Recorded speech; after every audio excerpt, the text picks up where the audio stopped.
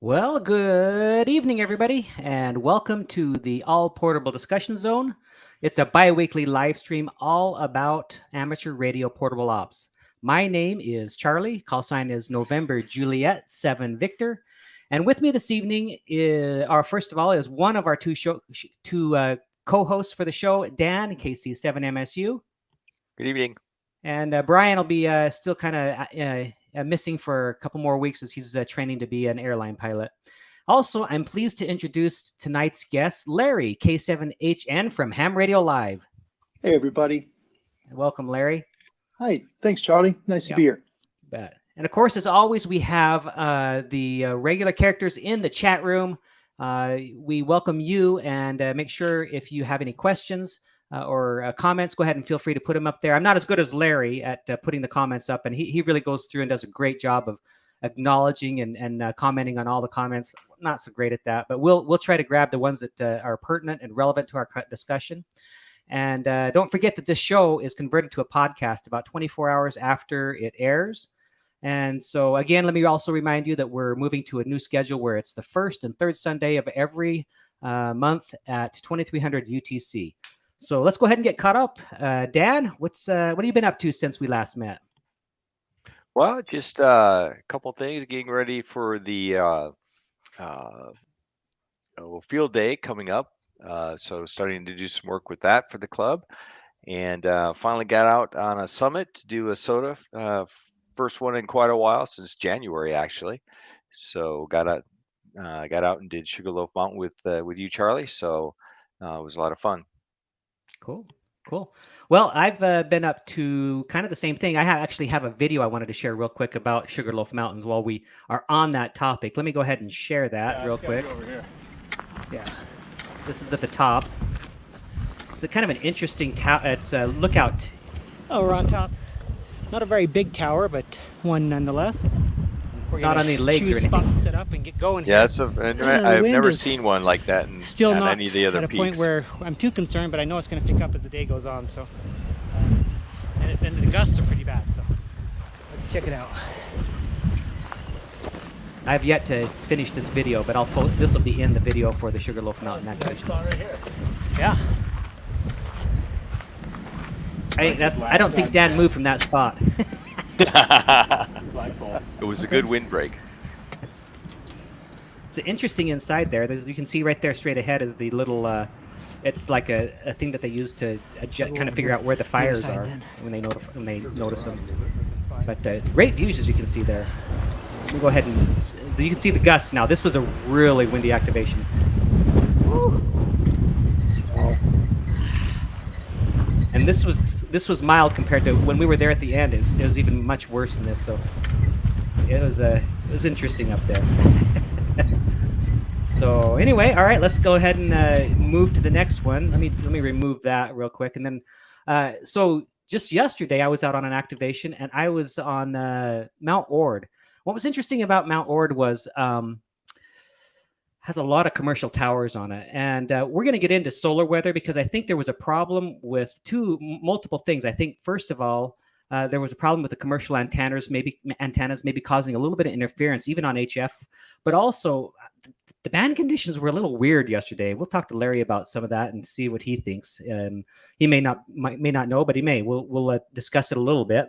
But here's this other just a little bit of this. You can for this video when I put it on, kind of listen to the noise floor and kind of how it's like a buzzy sound. It's interesting. I think it's the towers. But here we go. Yeah, 7 Victor calling CQ. Check that out. Wow. November Golf 6 Romeo. November Golf 6 Romeo. November Golf 6 Romeo 5959. That was a tough activation. That is an November interesting Golf sound. 6 Romeo. Do you copy? 5959. Over. Okay, you are a 3333 Southern California. Over. Roger. Thank you. And 73. All right. So let's see. Whoops. Let me remove those from the stream there. So anyway, we'll talk about in a minute since we're going to be talking about solar weather. But that's what I've been up to, is just more of the same of Summits on the Air activations and having fun with radio. But anyway, Larry, what have you been up to? Why don't you tell us what you've been up to, and then maybe introduce yourself a little bit. And again, thanks for coming on. Yeah, you're welcome. Thanks for having me. It's an honor to be with you guys. Been on a long drive. We've been headed down to, it was a couple weeks ago, my father-in-law, whose call sign is Whiskey 6 Tango Foxtrot Delta, had a heart attack, and it's my wife's father. So we were terrified and trying to make last minute plans to try and hurry down here. So we've spent the last day and a half getting down here safely and making sure Dad's okay and doing all that. And I just actually got here near Here's Radio last night just for a brief moment to hear 20 and see how well his antenna was receiving. But it's been a lot of driving for us the last couple of days. I'm just glad to be sitting still for once. It's kind of nice. Yeah. Get up and move, But yeah, it's been nice. But yeah, this how many hours were you on the road? 12 and a half. Oh, that's a Wow. yeah. But we A lot of we have driving. to stop, but we have to stop a lot because of my back. So my wife is very patient that way. So I'm very blessed in that respect. But if we don't stop, I think we can make it in 10 hours. But we're if you know the Bay Area very well, we're just about 40 miles, maybe 30 miles 40 miles to the east of San Jose. So Yeah. just on the southern part there of Man. just the very northern edge of the San Joaquin Valley of California. Beautiful, but yeah, it takes a couple of days to recover from a trip like that, just to to drive like that. No kidding. Especially when your wife wants to do all the driving, that makes it even harder. We're good though. We're good. But I the noise. Were you underneath those towers? No, I was off to the side. Probably I don't know, maybe from the nearest one, I'd say it's probably maybe 30 yards away. Still pretty close. Yeah, it is. But that's a lot of noise. So yeah, Charlie, I don't know. That was a lot of noise. We had a pretty active solar day the last few days. In fact, yesterday I really thought we'd see a bump up. It didn't, but we had an active day. So you may have just caught some of that hitting Earth because it'll happen that way pretty quickly. And you were on what band? That was the same thing on 40 and on 20 at that point. Oh, that's weird. Yeah, I think it was a combination, maybe. But it could be. I mean, you can get CMEs that can hit, and it can sometimes attenuate all the way up to 10 meters if it's severe. We did have an X flare, so but I got to take a look and see when that was. I haven't been doing weather so much. I've just been snapping pictures and then helping out the family. Yeah. Well, I noticed that on 40 CW it was fine, no problem. And then when I switched over to CW on 20, that's when it started. And I don't know. Anyway, were all your signal reports low like that, Charlie 3.3s and stuff? Yeah. So I think it was maybe the interference, and I think the conditions were weak that day. Yeah, yesterday was a really active day. I mean, we had three big flares.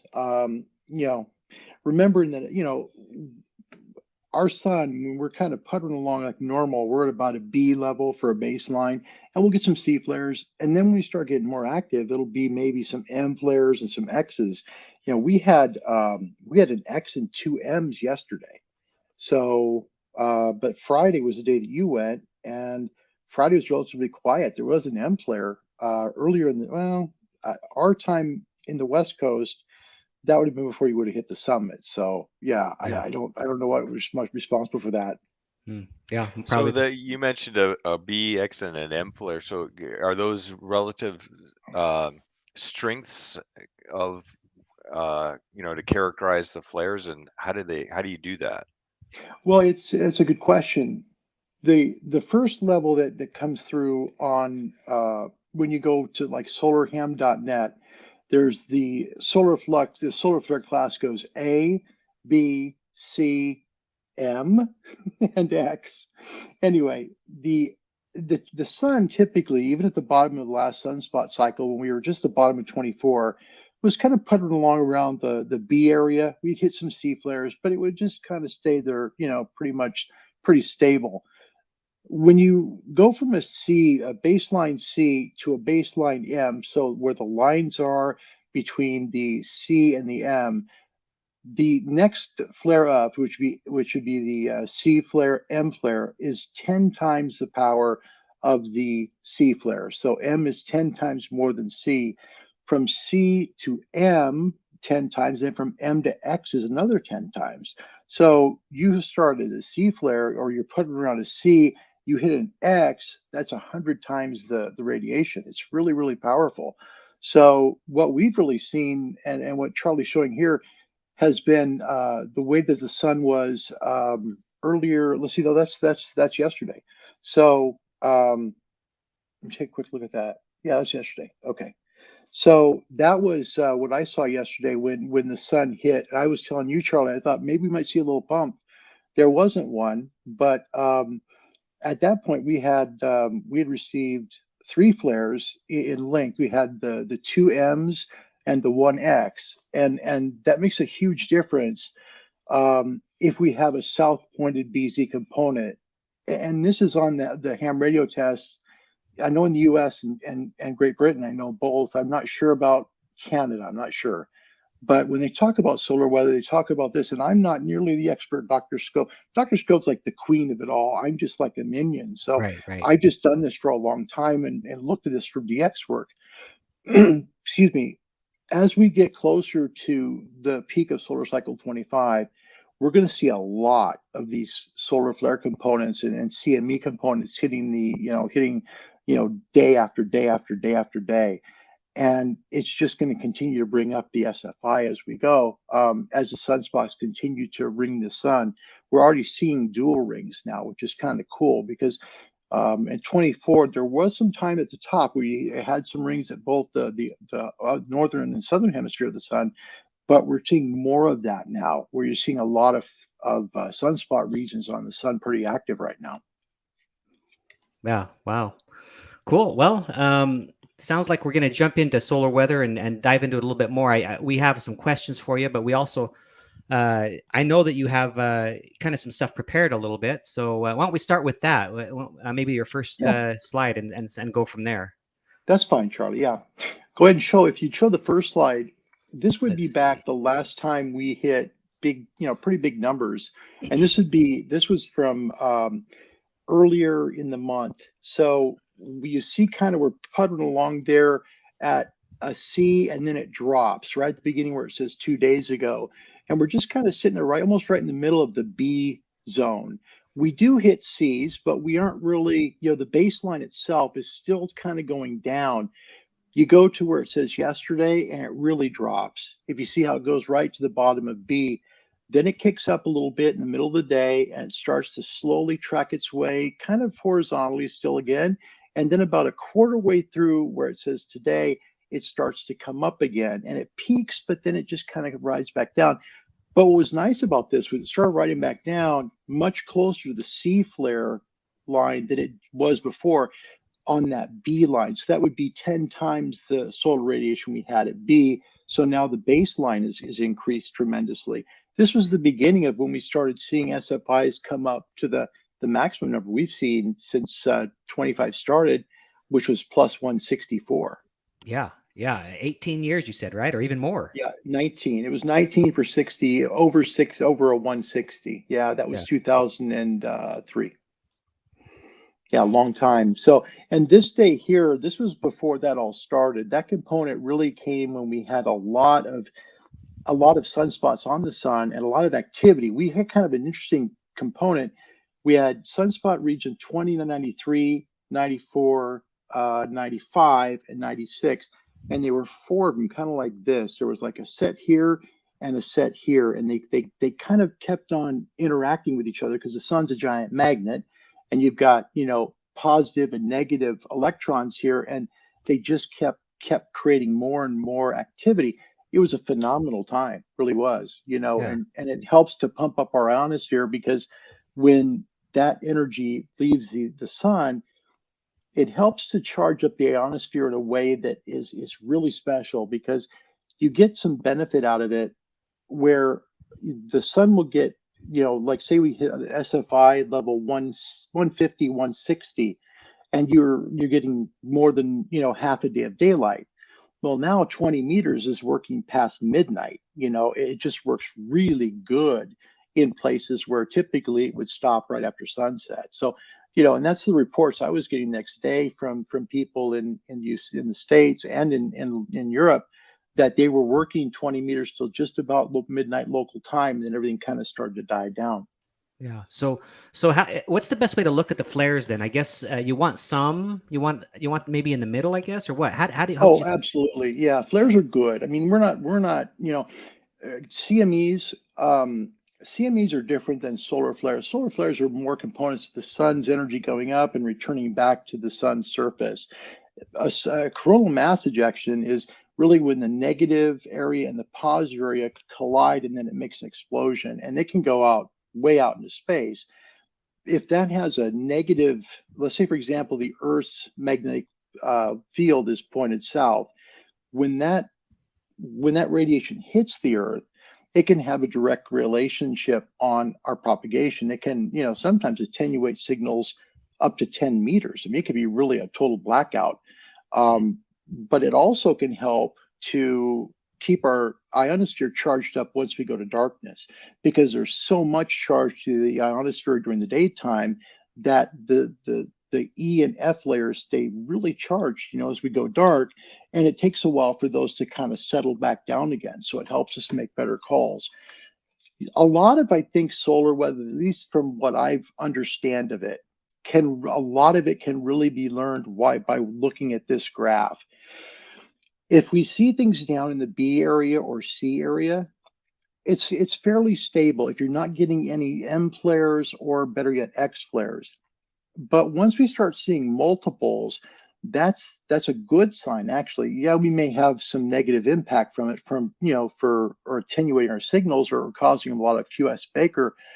But what we're going to get is we're going to get a lot more charge to the ionosphere once everything settles down, and SFI numbers really high versus, down in the 80s and 90s. And it took forever, it seemed like, for 25 to get started.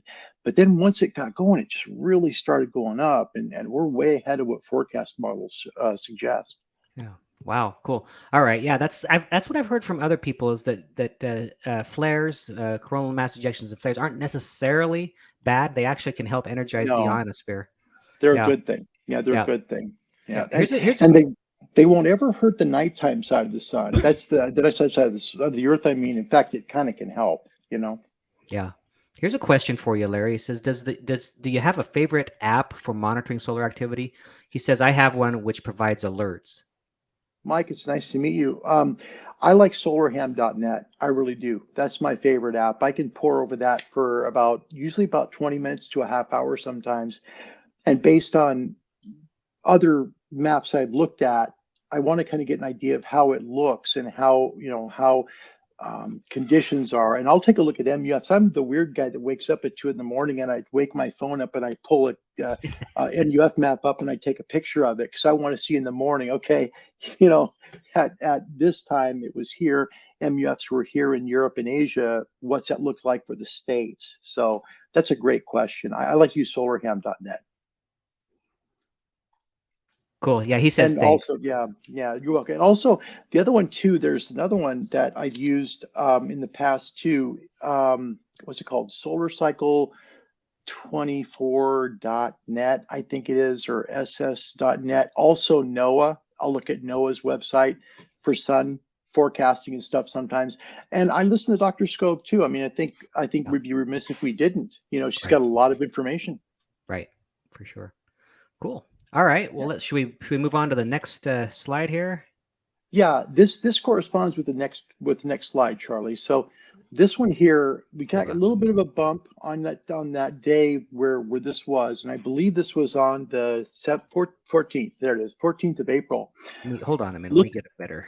Oh, better. You're just fine. You're just fine. Up here a little better. No, you're just fine, Charlie. There we go. Okay, so at that point we had an SFI of 99, but our baseline was in the B range. It had been in the Bs, and then all of a sudden it kicked up to C, and we were starting to get a little bit better of at least what I call a floor. Our floor went up, so that's a good thing. Our SFI was at 99. Sorry, So our so solar number was at SFI is 37. solar flux index, Right. and then your baseline. What were you saying about the baseline? Where's that at? Our Oh, baseline from the graph, we went from a B level up to C. So oh, we gotcha, were gotcha. starting to go up. So our SFI should have come up then a little bit. And what we want to look at is when it starts climbing into the sea level. Once we see, like right now it's in the sea level, but we've just lost 4 sunspot regions. Well, we're about to lose the 4th on the upper left, I'm sorry, upper right quadrant of the sun. When you take a look at it. 2995 is just about to go off into the distance again. But that was a hugely active region, 2993, 94, 95, and 96. They were just really big players. 2995 was 2975 before, and it lit off 5 flares, 5 CMEs when it was on the Earth surface in March. The sun surface in March. Then it survived around the backside. It came back to the front, and it was part of our record-breaking days in the 160s as well. So that's Right. just about off the front disk now. Okay. But Cool. this is where we look at things and we see that the SFI is 99. SFI and MUF, so maximum usable frequency, don't hold anything together. There's no correlation between the two. It's just an indicator of how good the propagation will be, how well our signal should be able to refract off the ionospheric layers. So when we have higher numbers, the conditions will be better. Our signals tend to be a little more energized in the ionosphere, and they can carry more distance. When we have SFIs that are down in that 90 range, 80s, it was in the 70s and 80s forever, and even upper 60s for a long time when this all started. That's when you're dreaming of 10 meters being open again because you don't have enough ionospheric juice to really get things going. But once we get that place where, like this summer, if we get a really active sun again, like we've had in March and April, and this continues, man, we could have 20 meters open most of the evening once we get, full daylight, summer, we get the summer solstice, because you have so much charging of the atmosphere in the northern hemisphere that it helps to make our signals definitely much better to hear. But even shortwave, shortwave and amateur radio bands both become much more tenable because there's a lot more charge to be able to refract the signals down. So when we have a lower issue, we've been in the B and C area, you'll see SFIs like this, 90s. Solar numbers going to be maybe in low 20s to 30. The band conditions here really they don't have any correlation with the SFI number. And the reason they don't is because what we have here is we have a negative BZ latitude. So that means our Earth's magnetic field is pointed south, okay? When you look at QRZ and that first top paragraph on the upper left, if that's a yellow number, it means it's cautionary. If it's red, it means it's bad. So yellow, in this case, in that lower left top paragraph says BZ minus 8.8. It means that the Earth's magnetic field is pointed southward by 8.8. We want the number to go positive because that'll have a negative impact on northern hemisphere radio communications is what it does. Once we start to see things improve, then of course we'll have much better conditions. But take a look at what it does to the HF conditions. QRZ 80 through 10 is all poor, and then below that, where it says geomagnetic storm, major storm, there's a reason for this. It has nothing to do with the 3-day graph. This had to do with the K index, which is the planet's impact to how our ionosphere works with radio waves. If we have a very high interplanetary number, and it only goes up to 9, so if you got a K6, that's a major geomagnetic storm. Noise floors are going to be way up. And if you take a look at the signal noise ratio below that, where it says major storm, the signal noise level, so the noise floors were between S6 to S9. So that's why all the HF conditions were labeled as poor, because it was just loud. It was just really loud on the bands. So this is where we started before this last time round here. What was it, 10? No, it was about 7 or 8 days ago, where we were hitting 160 SFIs. This was just before that started. This was kind of the bottom on our way up again. Yeah. Yeah, and so when Dan and I were on that summit, that windy one, we were expecting great conditions because the SFI, the solar flux index, was in the 160s, but we were a little disappointed. And I think I checked the chart, and I think it's because the BZ was at a -2, I think, Negative. at the time. Yep. And so do you think that's probably why? Could be, definitely, because well, it depends on the band you're working to, though, Charlie. If you're, a negative BZ latitude, it tends, if you have like a high K index, you have much more impact on, 160, especially 80, 40 and 30. Anything below 10 megahertz tends to be more affected usually. Once you get a major storm, however, now you can go up a little bit more in noise, where maybe 20 is impacted. Usually you don't see the upper bands above 20 hit too hard, but it can happen for sure. Yeah. Anything, But Dan? that was more of I think it's more of a geoplanetary impact. That's your noise floors. That means things are just going to be loud, just really loud. Cool. Yeah. You're muted, Dan. That'll help. Yeah, I was looking forward to a lot of contacts, and I was really disappointed. I think I ended up with like 23 or 24 contacts. But from the solar flare index, the flux index, I was thinking, boy, this is gonna be a great day. But I didn't experience too much noise or anything. But boy, it was, propagation just wasn't really there. Was this week? Last Friday. Okay, so it was okay. I got to remember which day. I'm sorry, I've been gone for a little bit. We left there. Okay, so today's Sunday, so it would have been a couple days ago, right? A week ago, a little over a week ago, last Friday. A little over a week ago. Okay. I'd have to look at what the numbers were like back then. 14th. We're on the 1st now, so that was a couple of weeks ago. I'd have to look back at the numbers, Dan. I think sometimes what happens, 20 isn't usually hit as hard because it's really reliable. 20 is a great band because it's above where D will hurt it. It's not going to attenuate the signals on 20 meters.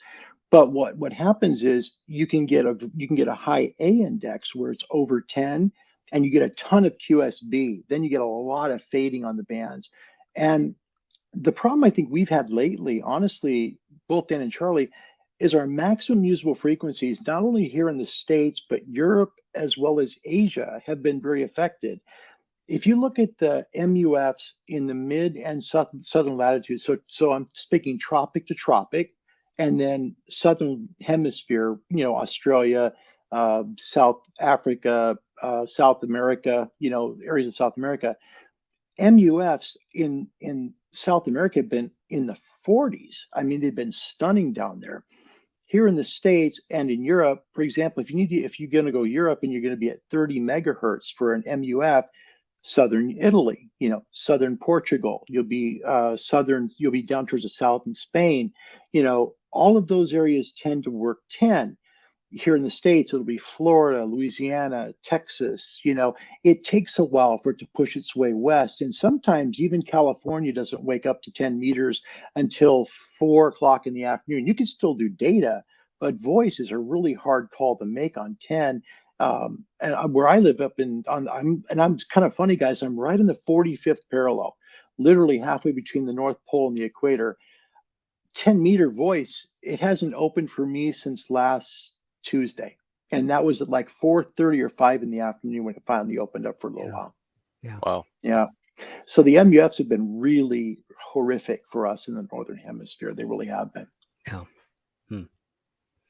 Good question, Dan. It is, because you think one corresponds with the other, but the solar forecast, we just need more daylight now. That'll help a lot. When we get more sunshine, so that the sun is being active on the, because let's remember, when we wake up in the morning, the first layer to get charged is going to be the F layer. It's going to get the first rays of sunlight. Then as the sun continues to come up, up over the horizon, the E layer gets filled with, charging. And then finally the D layer last. But What happens a lot, I think lately, what's been disappointing for us here in the Northern Hemisphere, like in the UK and New York State, Minnesota, Germany, and the northern countries, we just aren't getting to 10 meters like we were, a month ago. It is frustrating because you see high SFIs and you think, well, why the heck am I not getting better conditions in this? And it's just that the MUFs haven't got there yet. We just haven't got that MUF to be able to push us way back up again. Yeah. All right. Well, let's see. You have another chart here. What was it? What's this one? This is the same thing. Now, this was fun about this was that I did this one a week later. Okay, so the one we just showed was from April 14th. So this is from April 21st. This is right before this big bout of SFIs came. And remember, solar flux index, and this is on ham radio tests too, so it's important. Solar flux index is just a measurement of radio noise at 10.7 centimeters. Okay, that's what it means. So SFI, we're looking for numbers to be, we want to see them up above 150 as a great roll. It's like, yes, we got good numbers. We can make some calls and we'll be reliable calls too. But what we see here is look at all those big spikes. We had 4 solar events. We had 3 M flares, and it really was almost 2 M's and 2 X's. If you look carefully, we had an M 3.7, an M 7.3, then we had an X 2.2. And remember, an X class to an M class, an X class is 10 times the power. So we had then an X 2.2 and then an M 9.6. So we nearly had 2 X flares and then 2 M flares. But look at what happens to the baseline. Okay, what I mean by baseline is when you look at the map, all right, and you see the ceiling before where everything comes up, which would be kind of like this area here before it juts up in the air like this. Okay, try to move it over. Sorry, guys. This is the baseline here. So this area here, the bottom. When you see a bottom like that and it's risen up and then peaks come from there, things are going to start getting really exciting. You're going to start seeing some solar flux index increases, and they'll be up sometimes 20 or 30 in a day. We saw numbers go really good here. If you take a look at this, there was 5 sunspot regions open, and this is from solarham.net, and I can't recommend them enough. It's such a great site. Solarham.net, all their information is free, so you're more than welcome to look at any time. But you've got 5 sunspot regions, of which the 2 red ones, if you take a look at those rectangles at the very bottom there, those were the 5 sunspot regions that were on the front face of the sun facing Earth at that time. 2 of them are in red. That means that they've done active CMEs within the last 3 days. So we had 2 good M flare class flares, and then we had almost an X. I mean, geez, you're almost here at 9.6. And then we had the X 2.2, some brilliant conditions. And what was really cool about it was the last time, 2995, which is one of the boxes here on the bottom, it's in green actually. The last time 2995 was in the front of the sun, it was AR 2975. 5 CMEs came from that the last time it was on the front of the sun. It goes to the back, it fired up another, I think it was a mid-M flare on the backside of the sun, and it kept being really, kind of an active flare. Then it came back around again, and it was renamed 2995. So, boy, when it came up, it was part of 4 sunspot groups that I don't know how many millions of Earths could fill that gigantic area. It was huge. It really was, And all of a sudden, we start getting these spikes of CMEs. And the conditions then skyrocketed. And what was funny is that and God bless forecasters, because I try to forecast, but I'm not brilliant at I'm not the most brilliant person in the world. But when you look at this and you see it repeatedly happen this way, you have a general idea what's going to happen. And as I said on my YouTube podcast, the numbers are going to come up. The SFIs are going to come up, and they did. And I didn't think they hit 164 though, because that's higher than anyone anticipated solar cycle 25 to even get. They didn't expect SFIs of 160 at no time. Yeah, for sure. Here's the next slide. And that was what corresponded with the previous one. So if you go back to the previous slide, Hold on. Charlie, I'm sorry to get you going so many times there. No, that's fine. Thanks for being patient with me. If you take a look at this, and this is really important, my friends, do you see how the floor of the graph is increased? That's the level in green. It's brought, the whole floor has come up now. So the sun is very energized and active. Okay, we're seeing some spikes. We're seeing 4 of them. And the cool part is when you then look at the SFI that goes along with this, you see a number at 164. And that's the result of those 5 sunspot regions, of which there's almost been 2 X-class flares and 2 M-class flares within the last about 38 hours or so. It was a phenomenal set of events. It really was. So the next slide, Charlie, if you'd be kind enough, buddy, we get SFI of 164. That's the highest solar flux index we've had since 2003. That's the highest number we've had for SFI. I like sunspot numbers too, because the higher the sunspot number, the more we know about how much not only sunspots are on the sun, but the general groups as well, because sunspots are not just the sunspot number, that SN number next to SFI. It doesn't just mean sunspot number, it means sunspot number and group combined. So it was way up to 119. But see, look at the BZ latitude. It's down at -1, okay? The solar wind, which is right next to it, was 440.9 kilometers per second. Once it reaches 500 kilometers per second, that number goes yellow because it's a high solar wind that is getting to be cautionary. But look at what it does to the bands. 80 and 40 daytime, poor. 30, and here's the only thing that's kind of wonky about the QRZ thing, and this is not QRZ, and it certainly isn't November 0, November Bravo Hotel. They're phenomenal at what they do. But when you lump 30 and 20 together, because they're entirely different in how they interact with the D layer of the ionosphere, you're going to get different like forecasts. You see what I'm saying? Because you put 30 and 20 together, daytime poor.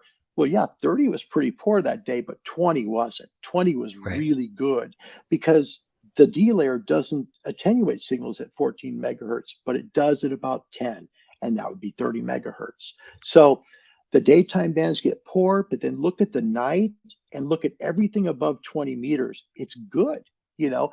And if we had better SFIs here in the north, better MUF here in the north, we would have been having a field day on 10 meters. It would have been just like it was in March, you know. But that's what it'll do. That's what happens. We get a high SFI, and it gets up to that 160 range. It's going to be phenomenal. And yeah, that next slide, Charlie, is really good. This is where, okay, we showed the SFI of 160. These are the last 2 solar cycles. This is solar cycle 24 on the right and solar cycle 23 on the left. Solar cycle 24, the one we just came out of, peaked at right about 150 SFI. And that happened right about 2000, right about August or September of 2000, and I believe it was 2012, maybe 11. It was, wait, let me look here. 1, 2, that had been right about May, June of 12. So that was the peak. That was when it just really, that was the end of it. That was number 150 in SFI. And then it kind of went up a little bit and then it went down again.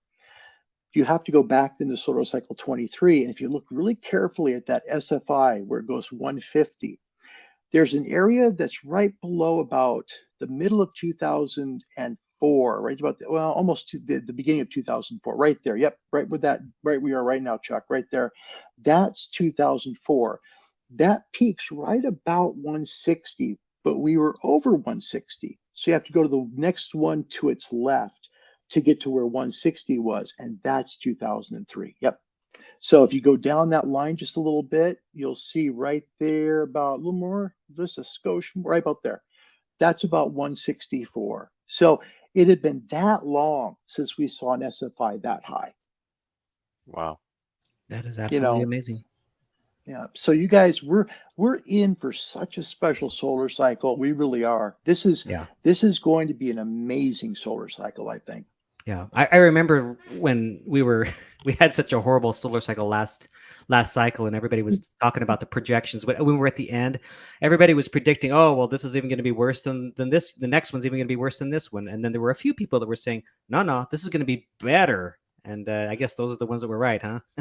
There was an article that was written, and I'm going to try and find it really quick here. Um, because I think that it really bears some impact, because I read the article and I thought it was really, really good because it made a lot of sense. But I think a lot of these guys write good articles too, from NOAA. Certainly there's a lot of good writers out there that know much more about this than I do.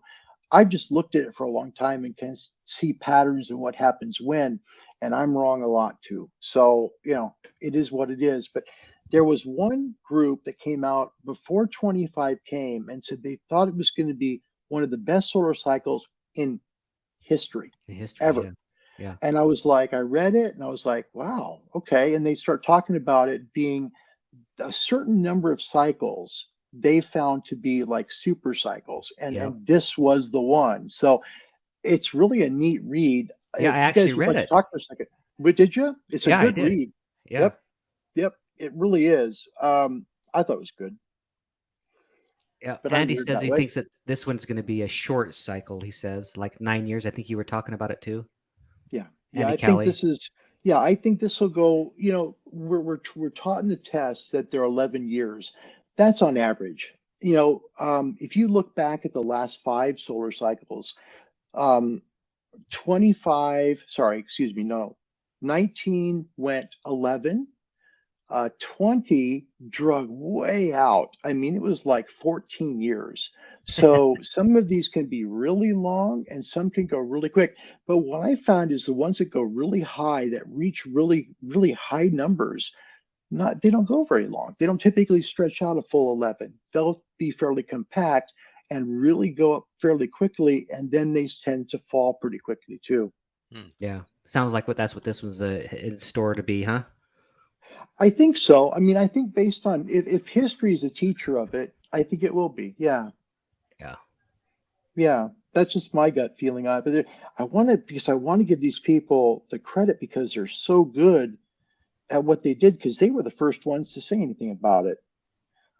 Charlie, if I could do this, I'll maybe. Oh, here it is. It's the NCAR. It was NCAR that did this, and this was back on December 26th of 2020.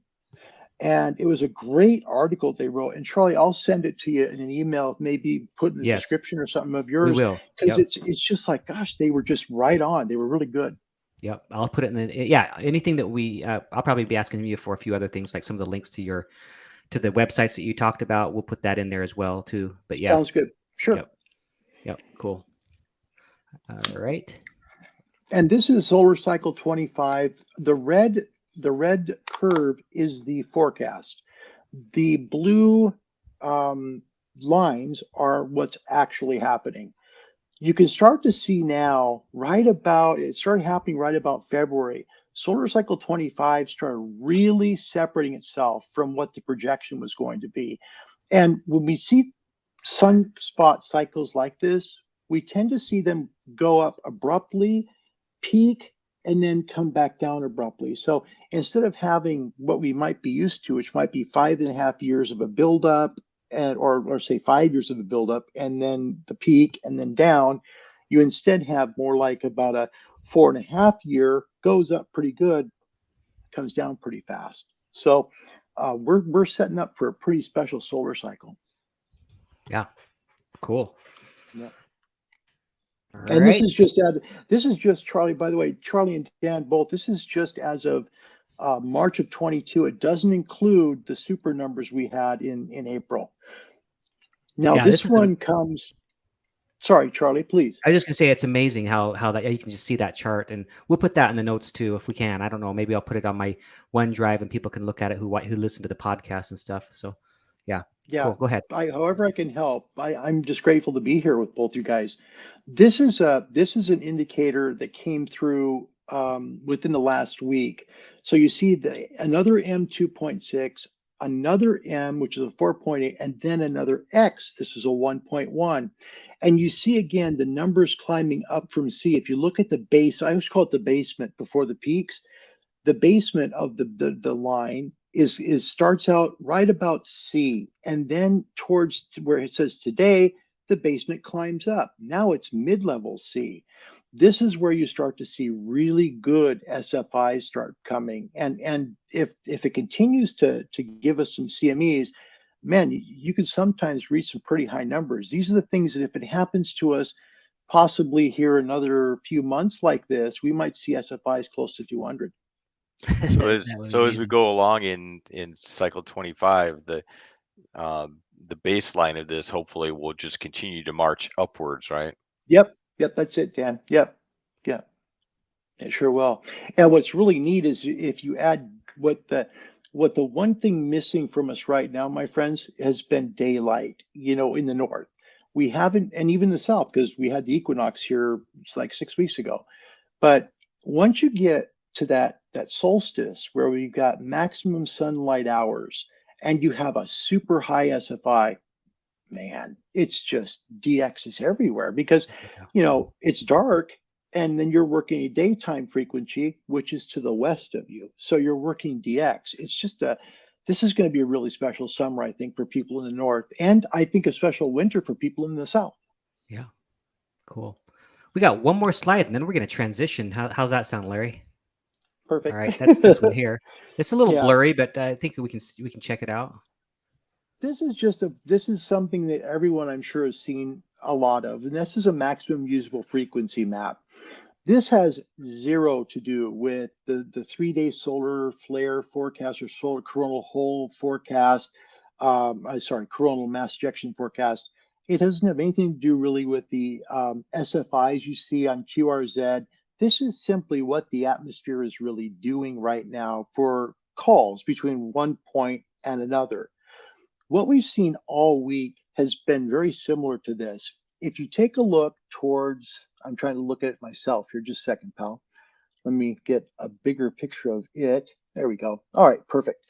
If you take a look at Southern Europe, you can see we're right about 29, 31. You know, you're almost to 10 meters now in the southern part of Europe. What happens is unless we have a CME that comes and it's a major one, like an X flare, and it just really drops everything out, and we have maximum attenuation so that the 10-meter band even is attenuated. You know, what we have here is something totally separate from this. This is our maximum usable frequency, or point A to point B contacts. And I get a little nervous on this stuff because it has something. It doesn't have anything to do with data. Data modes, for example, I was making FTA calls last week when 10 meters was dead on voice, but I could make them on digital. So I'm looking at this more like for voice, and it works pretty well from what I've ever used it for that purpose for. But Southern Europe gets 10 meters. UK, Germany, you know, the upper latitudes are maybe getting 12, but mostly 15. That's where they're working at the maximum usable frequencies. It goes across to the US, the same thing happens here. If you look down towards Florida, it currently says on this map, it's 14 or 15. 14. That number in the morning has been going up to about 29, 30, and it goes and parks right over Louisiana. And then a little bit after, a couple hours after, it'll be in Texas. A couple hours after, it'll be right about New Mexico, Arizona. So the southern part of the Northern Hemisphere is getting the great, 12 and 10 meter bands. For us in the North, it isn't here yet. But as we get more and more daylight hours, the maximum usable frequencies are going to come up north, and the Southern Hemisphere is going to drop down. It's just going to be a reverse of what's been happening. So I think we're in for a really special summer. And I think if you just can hang in there, work the best band you can for maximum usable frequency, you can make some really cool calls. Yeah. Cool. I don't have the music, but look who's here. We got Hi, Abe. we got Smoke and Abe here. So that's cool. All right. Well, this has been a really interesting topic, and it's one I've been wanting to explore a little bit, Larry. And you did a great job of explaining it. I know that this is something that people could talk about for hours, really. And I'm pretty new to it. I just started learning about it a little bit. So for me, look at the SFI, make sure the the BZ is positive. Look at those the X flares and the M flares and all that, and make sure you're getting that upward swing. All those are good indicators. And I know it's just kind of still nobody knows for sure, but it's just kind of you just got to go with the indicators and whether or not it's going to be good or not. And even then, you got to get out in the field and try it, right? It's still a forecast. It's still a forecast. Yeah. And I think that the thing is everybody tries their hardest to be right. But I think that we all want to make sure we don't say, turn your radio off, don't try that band. It's funny how the weekends come and all of a sudden 10, which was dead all week, becomes alive because people use it. Yeah. It's like, Right. don't be afraid to try it because, you might be shocked. You know what was that's how I got that contact I was telling you about, the 10-meter one on voice with that DXpedition to the Austral Islands. Yeah, that I was just amazing. I wonder if 10 is open. I just turned around and turned it on and started tuning it around, and it was. And then I looked back, and it was pretty much the only opening in 10 meters in my area that's been there for a while. It just happened to be. That's so cool. That's so cool. Space weather doesn't have to be nerdy. It can be kind of fun. A good way to look at it is if you see on that graph things start to increase, start watching your solar flux index. And if you see X-class flares or M-class flares, remember that when they happen, it typically takes about 3 days for it to hit Earth's magnetic field. It first hits the magnetosphere, and if the Van Allen radiation belts are pointed south, it gets a south BZ latitude towards Earth, and then that can affect our propagation. But what's really special about it is when you start to see that thing start go up again, the graphs start to go up, you can be sure that we're getting more charge to the atmosphere. Yeah. And the ionosphere is starting to charge up again. Yeah. Well, before we transition over to Hawaii, let's see if there's any, or actually, let us transition to Hawaii. But while we're doing that transition, let's see if anybody in the chat has any other solar propagation questions, and we'll circle back around to those. But we did want to take a minute and talk about your experience in Hawaii. So it sounds like you had a good time there, right? That was a lot of fun. Yeah, that was a dream of mine. It really was. I'd taken shortwave receivers with me there before, but I never had taken a transmitter. It was really special. Yeah. What island were you on? We were on Maui. On Maui? Yeah, and we were on Maui. Yep. What radio radio and antenna did you have? I had the ICOM 7300, and I had the FTDX10 both, and I had a ZS6 PKW wire, and I had the MFJ 1979, and I actually bought 2 of those with tripods to try and run them in phase. I just couldn't. Didn't have the distance good. I was bad, but it was sure fun to work from there. Yeah, where did you work exactly on the island? I was at Kamoli 2 down in Kihei. Okay. So they've got like Cam 1, Cam 2, Cam 3. I'm at Cam 2 because there's not as much people there, so it's easier to set up. What is, I don't know what that is. What is Cam? It's just, it's a Kamaole 1, which is north. It's in the town of Kihei. It's in Kihei town, so it's on the southwest corner of Maui. So as you're going down Kihei Road, you go through, it's by, what's it called? Park. And then there's a city in Washington, Kamala Park. Anyway, there's a park, and then below that is Cam 1, and then there's Kamole 2, and then there's Kamole 3, and then from there it kind of goes down towards Wailea and then the McKenna beaches. So I kind of wanted to go further south if I could, but it was a good space to work from. It was so much fun. Gosh, so many JAs and VKs and ZLs. I mean, gosh, it's a special place to work. It is. Yeah. I've been had an opportunity to work there as well on. Did you? On Maui, I worked. Let's see, I did the volcano. When was that? Oh, how cool! You were at Haleakala? Yes, that one. I did. I worked from there. So cool. Yeah, that was pretty fun. But yeah, it is. It's a different experience because the time is so different as far as when you're, if you want to work people in the United States, and then the JAs are just coming in strong. Oh yeah, yeah. And even South America, you can hear a lot of South America stations too. It's neat to go from there. It really is. That was so much fun. That Yeah, really is. It's a different world when you bring your radio to the beach, to the seashore. It's just a very different world. it is. Well, Yeah. I get. I mean, I wasn't on the beach. I was up on the top of a mountain.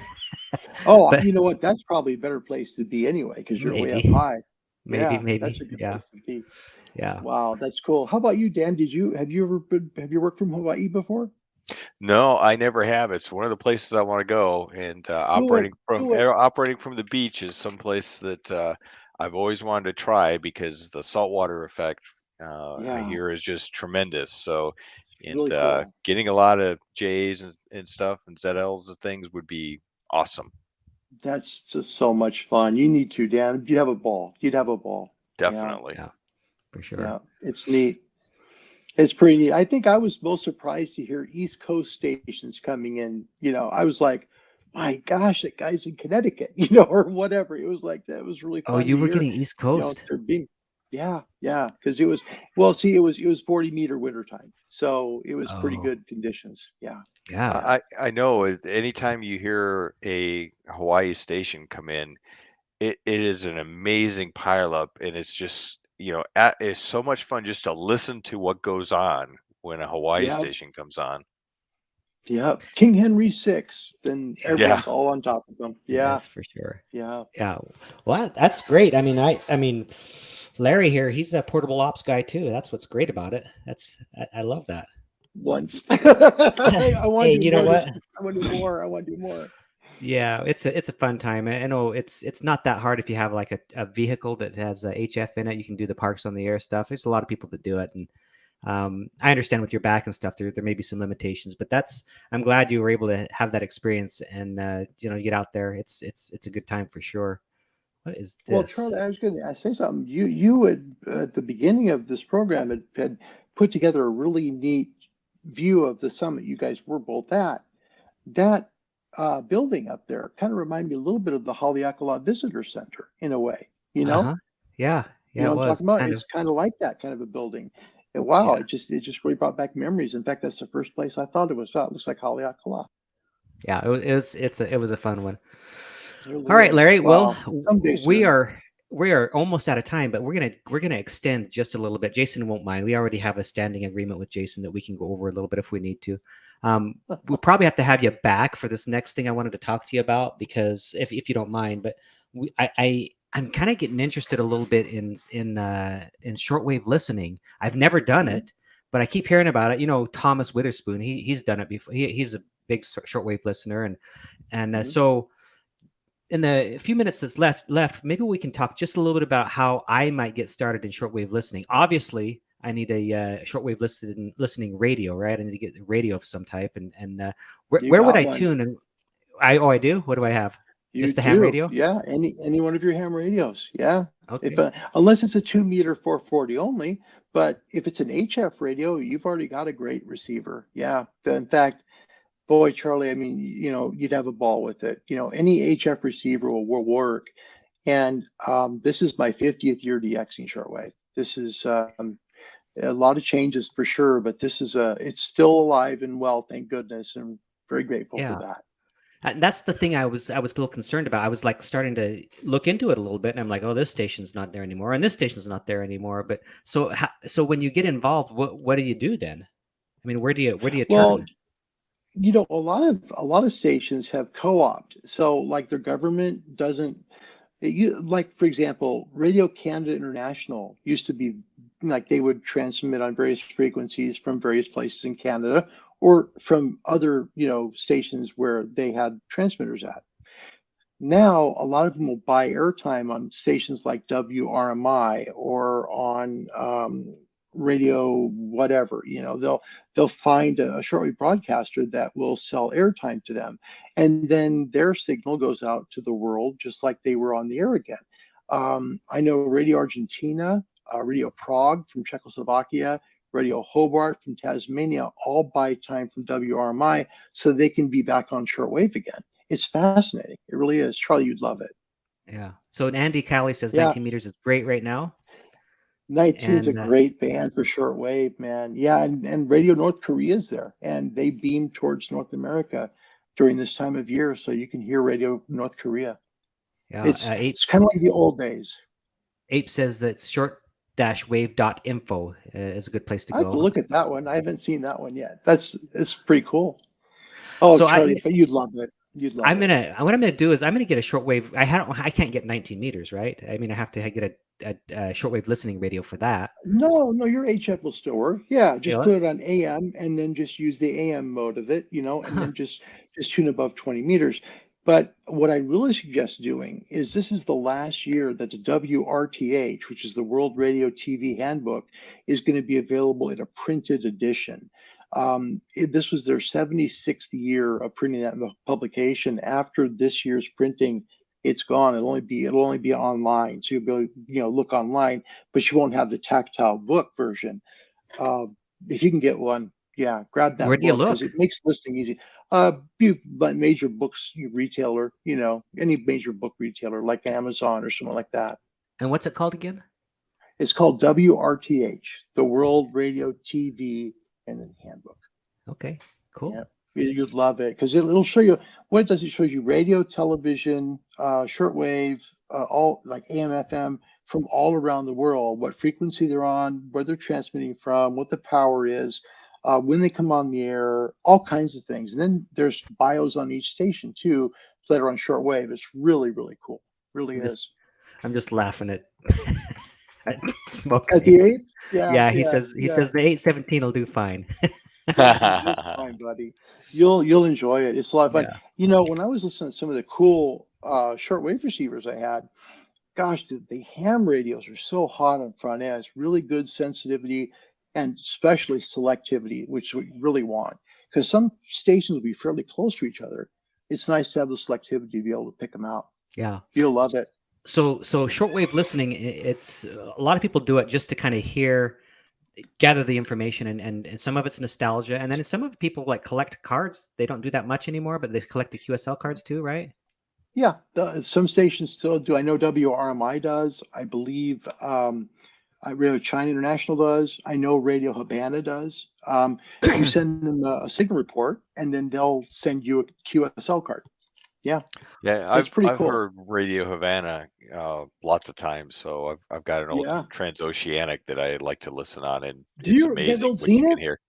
Yes. Do you really? What model do you got? I got now. So sorry, Charlie. This is important. You're fine. I can't remember which model I have off the top of my head. I just got it all packed away. But Dan, send me a photo, or if you can remember what it looks like. I'd love to know. Oh yeah, I've had a couple of them. Yeah. Yeah. Good stuff. It's even got the original boxes and manuals and everything. So it's like, I lucked out getting that. So that's a beautiful fantastic radio, man. radios. They sure are. Yeah, those are neat. Charlie, they had little like tables that would come out of them with wheels and stuff where you could kind of check your time zones and where you were at in the world. It was just, they were such a special radio. Tube set, but really cool. Very, very beautiful radio. Amazing sound. The front ends on those are just amazing. So it's crazy for that era. Yeah, it really was. It really was. Special time of year of radio, I mean, in terms of what they produced. True. Yep. We have to have you back then, Larry, if you will. We'll talk offline I'd be honored to, because I'd really like to have a show on shortwave listening. I have so many questions, so maybe we'll do that sometime. I know it's not. Yeah, I know it's not necessarily. I'll tell you your first trivia question. Okay. First shortwave broadcaster was Radio Netherlands. Now go and stump somebody on that one. That was Radio Netherlands, was the very first one. Huh. When do you remember when that was? They thought HF was garbage. 1917, I believe. Oh, wow. Wow. Yeah, or 1917 or 1919. It's one or the other. But yeah, they were the first ones. And when they went off the air, it was just crushing because they were the first, and to see them leave, it was awful. Yeah. Okay. Well, so we'll have you back. It's not necessarily portable ops, but it can be because you can take a shortwave listening. You can do shortwave listening from anywhere, right? So you can. So it nothing can be done. better than that on camping. Yeah. Yeah. Oh, absolutely right. Guys, thanks for inviting me here. This has been such an honor. Dan, Charlie, thank you guys. Yeah. Larry, we Thanks appreciate for it. coming on. All right. Well, with that, I guess we'll just say 73 to everybody. Again, thank you so much, Larry. We love your show. Let's plug it here one more time. It's Ham Radio Live, and go ahead and check it out. He definitely does a great job. He always has good topics, and what I like most about his channel is YouTube channel is that he's always bringing in an uplifting, positive message. Just treats people in the chat well, and people just thrive on that positive attention that he gives, and so he does a really good job with that as well. So That's go nice, ahead Charlie. and check Thank it you. out. Thank you. I think the same about what you all do here. Thank you both very much. This was really an honor for me. My family's in the other room having a big party, and I didn't want to miss this. So thank you guys very much. Yep. No problem. All right, hang around while we end it out then, and so 73. See you, Dan, and see you, Larry. Bye. 73.